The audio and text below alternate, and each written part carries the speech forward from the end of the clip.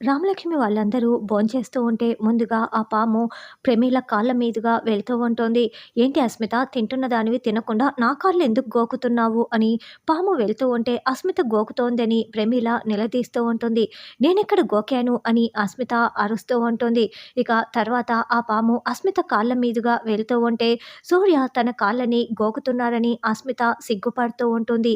ఇదేంటి నన్ను చూసి ఇలా మెలికలు తిరిగిపోతోంది అని శౌర్య అనుకుంటూ ఉంటాడు. ఆ తర్వాత ప్రశాంత్ కాళ్ళ మీదుగా వెళ్తూ ఉంటే, "ఏంటి అస్మిత, నా కాళ్ళు ఎందుకు గోకుతున్నావు?" అని ప్రశాంత్ అడుగుతూ ఉంటే, "నేనెక్కడ గోకాను?" అని అస్మిత ప్రశాంత్‌పై అరుస్తూ ఉంటుంది. ఆ తర్వాత శౌర్య కాళ్ళ మీదుగా ఆ పాము వెళ్తూ ఉంటే, "ఏంటి రామా, నన్ను అలా గోకుతున్నావు?" అని శౌర్య చాలా సంతోషపడుతూ ఉంటే, "నేనెక్కడ గోకాను సార్, మీకు పిచ్చి పట్టిందా?" అని రామలక్ష్మి అంటుంది. ఆ తర్వాత రామలక్ష్మి కాళ్ళ మీదుగా ఆ పాము వెళ్తుంది. "ఏంటి శౌర్య సార్, ఇప్పుడు మీరు నన్ను గోకుతున్నారు" అని రామలక్ష్మి అంటే, "నేనేం గోకలేదు రామా" అని శౌర్య అంటాడు. తర్వాత అస్మిత గుడ్డు కాస్త కింద పడిపోవటంతో, "అత్తయ్య, నా గుడ్డు కింద పడిపోయింది, కాస్త తీసివ్వరా ప్లీజ్, నేను కడుపుతో ఉన్నాను, వంగలేను" అని చెప్పటంతో ప్రమీల గుడ్డు కోసం కిందికి వంగి టేబుల్ కింద ఉన్న పామును చూసి పాం పాం అని కేకలు పెడుతుంది. "ఎక్కడమ్మా?" అని శౌర్య టేబుల్ కింద చూడగా అప్పటికే పాము వెళ్ళిపోయి ఉంటుంది. "ఎక్కడా లేదు, నువ్వు భ్రమ పడినట్లు ఉన్నావని" ప్రమీలనే అంటారు. అయితే ప్రమీల అస్మితకి అర్థమయ్యేలా చెప్పటంతో, "ఇప్పుడు ఇంట్లో పడుకుంటే ఇంకేమైనా ఉందా? సరే, మనమిద్దరము బయట పడుకుందాము. చలిలో ఈరోజు పడుకోవటం తప్పటం లేదు" అని ఇద్దరు చలిలో పడుకొని ఉంటారు.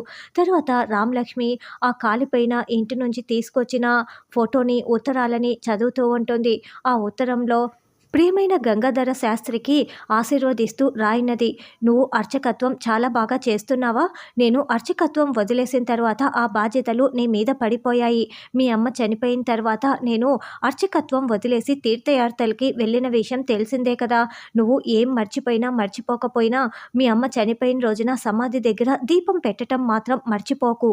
నువ్వు ప్రతి సంవత్సరం చనిపోయిన రోజున మీ అమ్మకి దీపం పెడితేనే మీ అమ్మ ఆత్మ శాంతిస్తుంది. కాబట్టి అది మాత్రం మర్చిపోకు. నేనేమో తీర్థయాత్రలు చేసుకుంటూ ఇలాగే నా శేష జీవితాన్ని గడిపేస్తాను.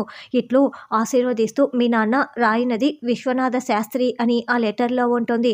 "సార్, సార్, ఇది చూడండి సార్" అని ఆ లెటర్‌ని శౌర్యకి చూపించటంతో, "ఏముంది రామా, వాళ్ళమ్మ సమాధి దగ్గర దీపం పెట్టమన్నారు అంతే కదా" అని శౌర్య అంటే, "సార్, అంటే వాళ్ళ కుటుంబంలో ఎవరైనా బ్రతికి ఉంటే చనిపోయిన డేటున దీపం పెట్టటానికి ఖచ్చితంగా వస్తారు కదా సార్.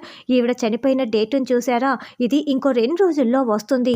మనం వెళ్ళి ఆ సమాధి దగ్గరికి వెళ్ళి ఎవరైనా దీపం పెట్టటానికి వస్తారేమో, వెయిట్ చేద్దాం సార్" అని రామలక్ష్మి అంటే, "ఆ కుటుంబంలోని వాళ్ళందరూ చనిపోయారు కదా రామా, ఎవరు వస్తారని" శౌర్య అంటే, "సార్, 6 మంది చనిపోతే 5 శవాలు మాత్రమే దొరికాయి సార్. అంటే ఎవరో ఒకరు బ్రతికి ఉన్నట్లే కదా.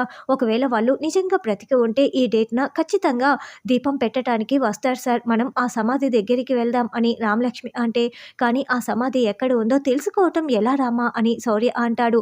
"ఏదో ఒకటి చేసి కనుక్కుందాం సార్.